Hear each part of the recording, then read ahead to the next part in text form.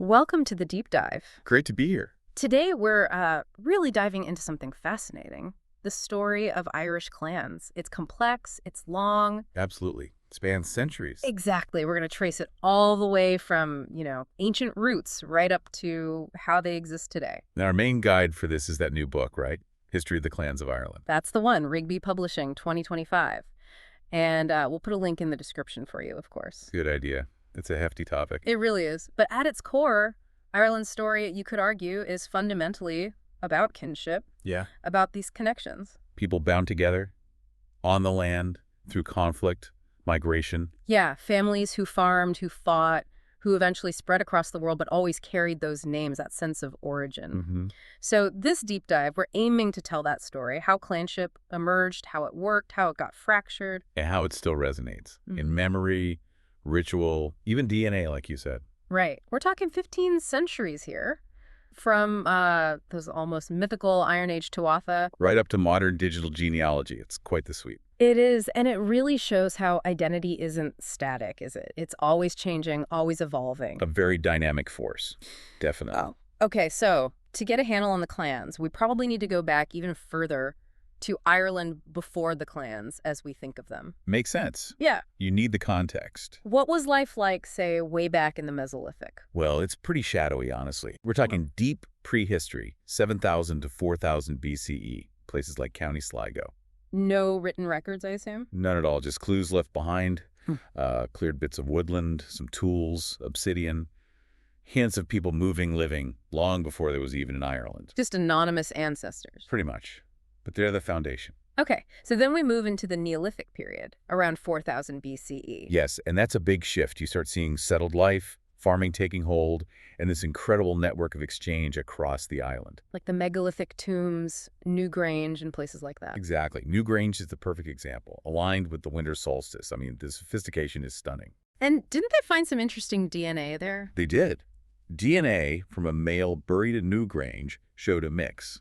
Part Anatolian farmer lineage, part local hunter-gatherer. So mixing and mingling right from the start. Absolutely. It tells you Ireland's always been a place of movement, of blending. It wasn't some isolated, pure origin point. Right, and this social order wasn't clan yet, but it gave these places. A sacredness, a power.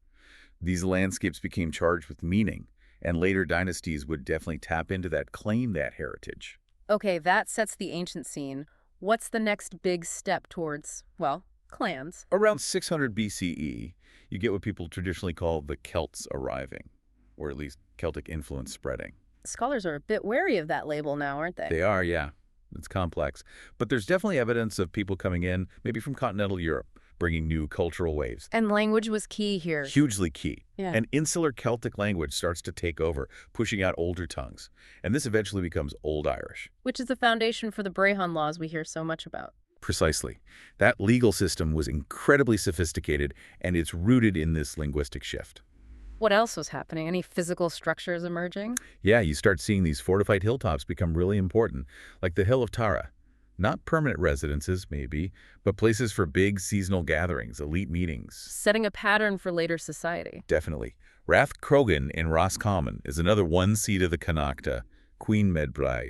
Legendary stuff. It shows how memory gets layered onto places. And into this mix come the Gaels, the Gaedhil. Yes. Their own origin stories are wild, linking them to Iberia, Scythia, Egypt, all over. But genetics tells a different story. A more gradual one. Probably a slow influx of people, maybe from southwest Britain, maybe the continent, starting around the 3rd century CE. Okay, so the Gaels arrive or emerge. What kind of social units do they form? They solidify these politico-territorial units called Tuatha. Plural is Tuath. Tuath. Got it. What was a typical Tuath like? Imagine maybe 1,000 farming families, plus their dependents. And crucially, they elect a king, a Rí. Elected, not just inherited. Elected, yeah, but from specific eligible family lines. And eligibility was traced through the male line, through genealogies. So descent becomes absolutely essential to authority. That's the bedrock. Shared descent anchors everything. Okay, so that's the basic unit. How did this society actually, work? What held it together day to day? The real glue, if you look at the Brehon laws, things like the Senchus Mar was contract. Contract, not just kinship. Well, kinship was part of it, but the laws themselves codified agreements. how to handle restitution, who was liable if someone in your family committed a crime, clientship, fosterage, and especially land tenure. Land tenure sounds crucial. How did that work? Was it individual ownership? Not really, no. Land, the Finn, was held corporately by the Fine Moor, Which was? basically a 4-generation descent group, your close relatives, Yeah. and the chieftain, the Sen Fine, would divide up the usable land among the families. Okay. And you mentioned something interesting in the original script about punishment. Ah, yes. Capital punishment was rare. Why was that? It was all about compensation, the honor price. Dynastic manpower, you see, was incredibly valuable. Killing someone reduced the group's strength. It was more pragmatic to demand payment and keep the community intact. That's a really different perspective from, say, Roman law or later European systems. Very different, very community-focused. So kinship is central. Law is based on contract and compensation. How did lords get more powerful? How did they expand? Through clientship, this was huge. Free farmers could pledge goods, grain, bacon, whatever, to a lord. In return for? Cattle loans, which were vital, and military protection. And ambitious lords used this system to build up networks, extend their influence over neighboring Tuatha. So that's how bigger power blocks started to form, like the later clans. Exactly. Those are the seeds. The Uibarioan are a good example of a group that grew this way. Kinship becomes almost a political technology. How so? You could use it to manage rivals, take hostages, often children who'd be raised in your household sometimes at major centers like Tara or Rathcrogan. This built loyalty, turned potential enemies into cadet branches. Fosterage. Fosterage was key. It created personal bonds, affection even, layered onto the political calculations. It was less about fief and charter, like in Europe, and more about flesh and fosterage. Very personal. It's a fundamentally different model of power. Yeah. Okay, so into this complex system, Christianity arrives. How does that fit in? Does it clash with the clan structure? Surprisingly smoothly in many ways. It didn't so much replace the existing framework as absorb it or get absorbed by it. How did that work? Well, monasteries often became closely allied with local dynasties. Sometimes the abbots were aristocrats from the ruling families. So the church wasn't separate from the power structures. Not at all. Monasteries became important centers economically, spiritually, and intellectually. They were the ones keeping records, archiving genealogies, reinforcing the whole system. So before the Vikings showed up, what did the map look like? Kind of a patchwork. All these Tuatha grouped loosely into maybe 5 larger overkingdoms, a real checkerboard of loyalties and rivalries. And leadership within these bigger kingdoms. How is succession decided? Still election? Sort of, but within a very specific group. The Derbfine. Derbfine. Yeah, it means true kind. Basically, all the male descendants of a common great-grandfather, sons, grandsons, great-grandsons, they were all technically eligible for the kingship. Sounds like a recipe for conflict. Oh, it absolutely was. While it kept power within the family, it fueled constant internal warfare between eligible cousins and branches.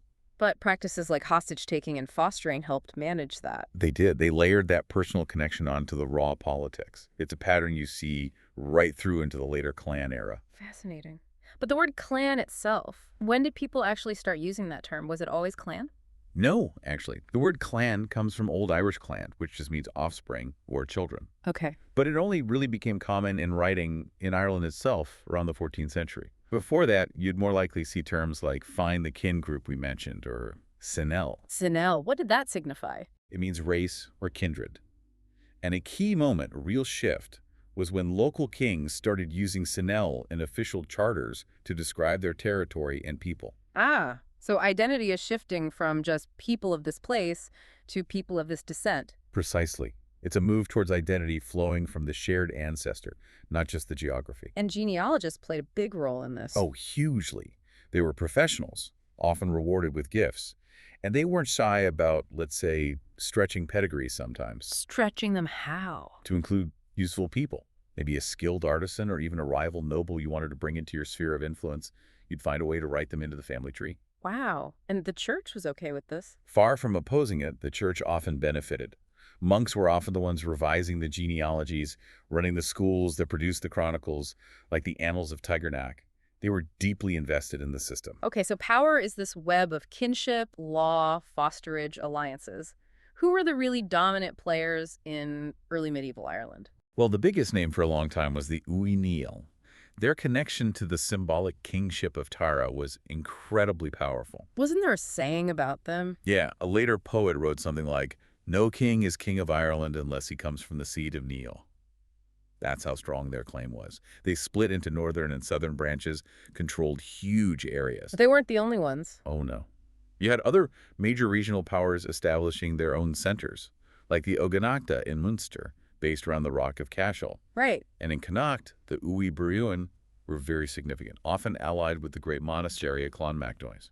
And these powerful kings weren't operating alone. You mentioned professionals supporting them. Two crucial groups, the poets, the fillid, and the lawyers, the Brithum. Poets as key political players. How? Their job was to shape reputation. Hmm. The chief poet, the Ollum, could recite your genealogy back generations, linking you to heroes and legends, basically validating your right to rule. And the flip side? A damaging satire from a respected poet could destroy your honor, your public standing.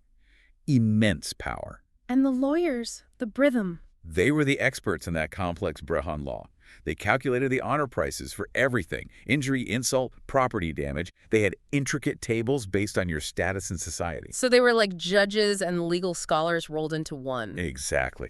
And powerful clans, like the Uí Brúin again, would use them strategically. They'd foster alliances with monasteries near trade routes, and then use Brithum rulings to bind lesser families to their courts. Buying loyalty through legal means. In effect, yeah. Buying peace, extending influence one judgment at a time. It was a very sophisticated operation. Right, a really intricate system. But then everything changes, or at least gets drastically shaken up. The Vikings arrive. Around 795 CE, yeah. Yeah. The Viking longships appear. And the initial phase is exactly what you'd imagine. Swift, violent coastal raids. Yep. Monasteries were prime target. Because they had wealth. Accumulated wealth, food stores, valuables, yes. But the Vikings didn't just raid and leave. By the mid-9th century, they started staying, setting up permanent bases, fortified camps called Longford. And these became... the first real towns Ireland had seen in that way. Places like Dublin, Waterford, Limerick. They started as Viking bases. Wow. So urbanization driven by outsiders, what impact did these towns have? Massive impact. Yeah. They became nodes on this huge maritime trade network connecting Ireland across the Irish Sea to Britain, Scandinavia, even further afield. Bringing in new goods. All sorts. Baltic amber, Frankish weapons, even Islamic silver dirhams from the Middle East. Silver. That must have changed the economy. Fundamentally, the Irish economy had been largely based on cattle as the measure of wealth. The Norse introduced a silver economy. They're weighing out hack silver, chopped up bits of metal, and Irish chiefs quickly learned they need to get their hands on this new currency. Adapting to the new reality. They had to. And this interaction, this trade, led to something really interesting. These hybrid polities. Okay, what were they? Mixed societies? Exactly. You start seeing Gaelic, Irish, and Norse populations merging, politically and culturally. A great example is in Munster. Brian Boru's descendants, the O'Brien clan. Famous name. Very. They forged alliances with the Norse, or Osman, men of the East, in places like Waterford. They even adopted Viking tech, like their clinker-built ships. So they became maritime powers themselves. We did. The O'Brien became known as kings of the fair foreigners and of Munster. That title tells you everything. Any other examples? Up north, the MacLachlan, part of the Sinel Neogain, did something similar. They built up a fleet, recruited Norse shipwrights, projected power across the sea to the Isle of Man. So it wasn't just conflict, there was real integration. And intermarriage played a huge role. Bloodlines got blurred very quickly. Ethnicity became complicated. Like Sitrick Silkbeard in Dublin? Perfect example.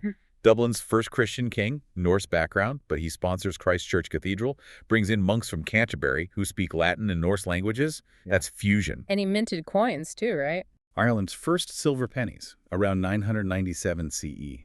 Another sign of this growing sophistication, this blending of cultures. So by the late 11th century, Ireland is quite different. It really is. It's a maritime crossroads. Clans are adapting to naval warfare. The economy is shifting. Culture is this amazing mix. Nordic runes alongside Celtic knots. It's dynamic. But just as things seem to settle into this hybrid pattern, another wave of newcomers arrives. The Normans. Well, Cambro-Normans, technically. Right. From Wales. But part of that wider Norman expansion, 1169 CE. Figures like Robert Fitzstephen Strongbow. And they brought a whole different system, didn't they? Feudalism. Completely different. Norman feudal law clashed fundamentally with the Gaelic Brehon system. How so? Norman charters granted land in perpetuum forever to an individual lord backed by the king and the pope. absolute ownership. Whereas Brehon Law Held that land belonged to the Fine, the wider king group. It couldn't really be permanently alienated by one chief. So two competing legal ideas about the most fundamental resource land. Exactly. And you saw the physical evidence, too. The Normans built castles, Trim, Kilkenny, huge stone fortresses, announcing permanence, projecting power, shifting the economic focus to these new garrison towns. Did they conquer the whole island quickly? No, not at all. Norman control was often patchy, strongest along the coasts and rivers, areas they could supply and reinforce easily. Large parts of Ireland remained under Gaelic control for centuries. But even where they settled, things didn't stay purely Norman for long. You mentioned the Middle Nation. Right. Assimilation happened remarkably fast, actually. Norman knights started marrying into powerful Gaelic families. Their children grew up in this mixed world. Creating a new elite. Pretty much. The Middle Nation. Yeah. Think of the Burkes in Connacht or the Fitzgeralds in Kildare. They adopted Gaelic language, customs, even titles, while still holding on to their Norman-style lands and incomes. They became, in effect, Hiberno-Norman lords. Best of both worlds, maybe? Or caught between them. The English crown certainly got worried about them going native. Which led to things like the Statutes of Kilkenny. Exactly. 1366. An attempt to halt the process, forbidding intermarriage, use of Irish language, dress, customs. Did it work? Not really. Cultural fusion was too powerful by then. The lines were already blurred. Okay, so this complex mix continues for a few centuries, but then comes the Tudor period, a much more determined effort at English control. Absolutely. Starting around 1534, the Tudor conquest was different. It was driven by a desire for complete centralization. Henry VIII declared himself King of Ireland, and that meant total jurisdiction. And they had policies specifically aimed at the Gaelic system. Yes, especially surrender and regrant. This was clever in a way. How did it work? Gaelic chiefs were pressured to surrender their traditional titles and lands, held under Brehon law, to the English crown. And then? They'd receive them back as English-style titles and estates, held under English law, usually based on primogeniture, eldest son inherits all. Undermining the whole clan structure. Precisely. It aimed to turn chiefs into English-style landlords, loyal to the crown, and break the collective landholding and the elective succession system of tanistry. Did the clans accept this? Some did, strategically. Many resisted fiercely.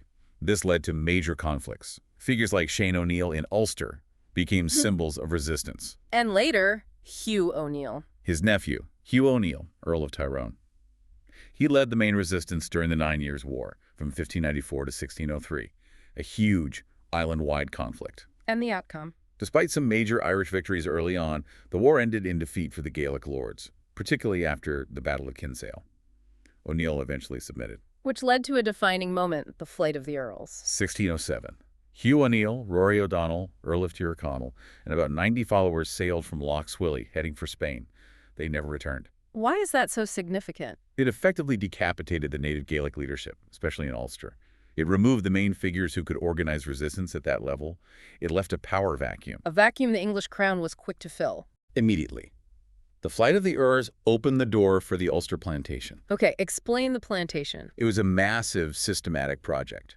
About 3.5 million acres of land confiscated from the departed earls and other Gaelic landowners in Ulster were granted to English and Scottish Protestant settlers, known as undertakers. Proceeding too. Mass dispossession of the native Irish population in Ulster.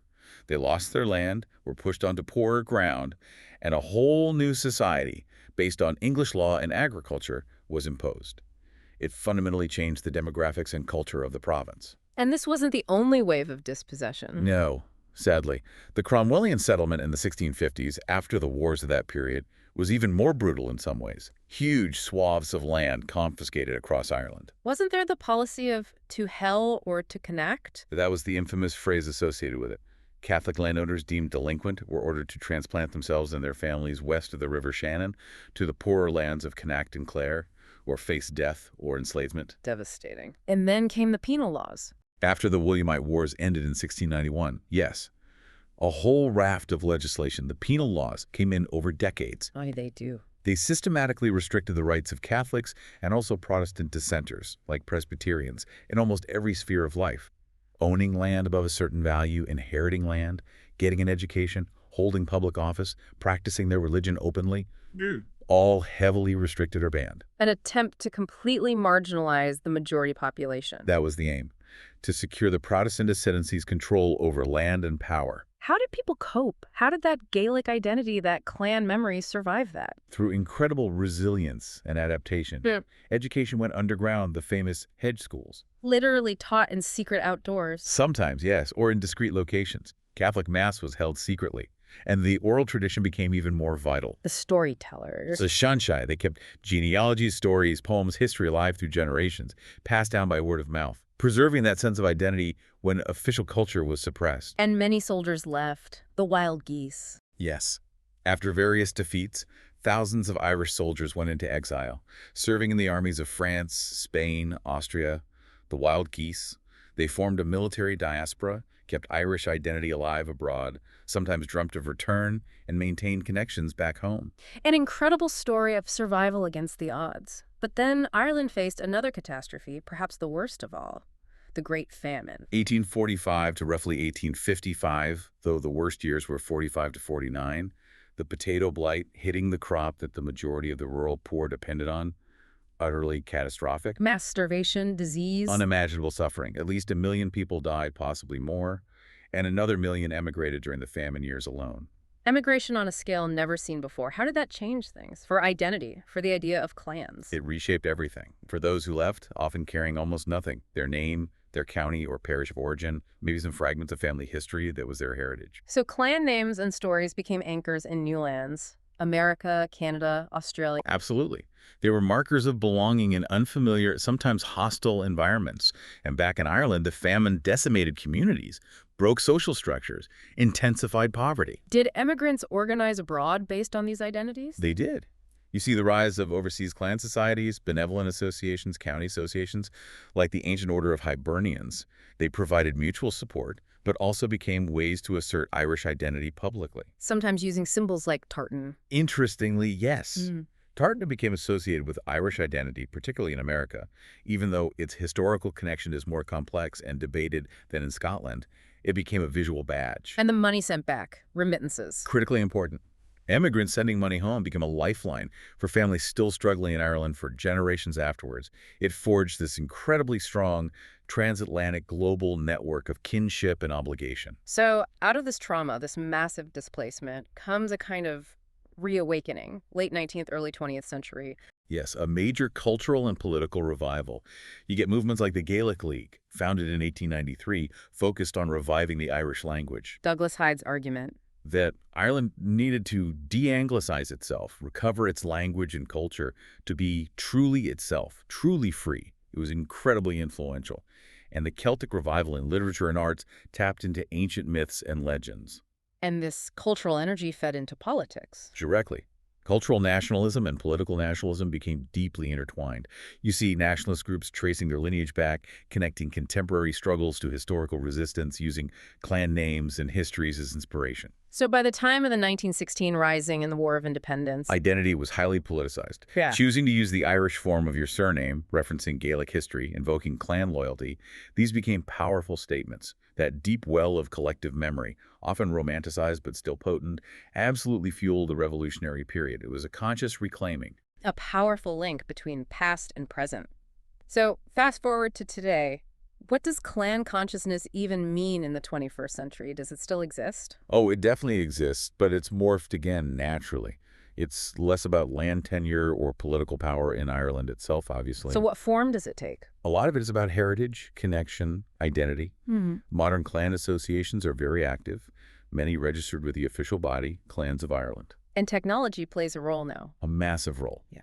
Digital genealogy has revolutionized things. Online databases, historical records becoming accessible, and of course DNA testing. Connecting people globally who share ancestors. Exactly. You can find genetic cousins you never knew existed, trace migration paths, potentially link back to specific regions or even clans. It's creating this vast, data-rich, global kin network. Are there still gatherings, events? Yes, definitely. Things like the Gathering Initiative back in 2013 aimed at encouraging the diaspora to visit Ireland. Or specific clan rallies you mentioned, the O'Donnell Global Rally planned for 2025 in the source material. These events show how heritage is performed, celebrated, kept alive. And it's not just websites and rallies. Tech goes further. Yeah, you see virtual reality reconstructions of ancient clan strongholds, interactive museum exhibits, even things like social media filters overlaying a clan tartan on your photo. It's blending deep history with very modern ways of expressing identity. How does the Irish state view all this? Does it get involved? It does, yeah. It walks a line between facilitating and regulating. The Clans of Ireland Act 2021, for instance, set out formal guidelines for groups wanting official recognition, especially those claiming ancient titles or chiefships, trying to bring some order to it. Is it controversial at all? Sometimes. No. There's always a debate. Critics might see aspects of it as heritage tourism or commercialization, Yeah. selling tartan scarves and clan crests. But the other side, Proponents point to the genuine connection people feel, the sense of belonging it provides, especially for the diaspora. And they highlight the practical benefits: millions in tourism revenue, funds channeled into local heritage projects, museums, conservation, even language support. so it's complex. It is. But fundamentally, it's this amazing fusion of deep time and real-time connection. People across the world using history, using technology, to claim a piece of Irish identity, whether it's through DNA, documented genealogy, or just choosing to honor that connection. It really is an incredible journey. From those Iron Age Tuatha, figuring out how to live together, through Vikings, Normans, conquest, famine, emigration, right up to digital clans today. Remarkable resilience, constant adaptation. And their story, as we've discussed, is such a powerful reminder that identity isn't some fixed thing we inherit, it's alive. It breathes. It gets reshaped by history, by movement, by memory, by choice. Absolutely. Maybe think of it like an ancient river. Over thousands of years, it changes course. Maybe it floods, maybe it splits into different channels, carves new paths. Okay. But it's still carrying the same water, fundamentally flowing from that original source. The clans are a bit like that, flowing through history, constantly changing form, but carrying that core sense of connection. That's a great analogy. Maybe it makes you think, how is your own identity like that river? How has it been shaped? How is it flowing, evolving based on your history, your connections, your choices? Something definitely worth pondering. Well, thank you for joining us on this really deep dive through the history of Irish clans. We hope it's given you a richer perspective. Hope so too. It's a huge story. It is. And remember, you can find the link to the source book, History of the Clans of Ireland, right there in the episode description. Check it out. Please do. And join us next time for another fascinating session of the deep dive.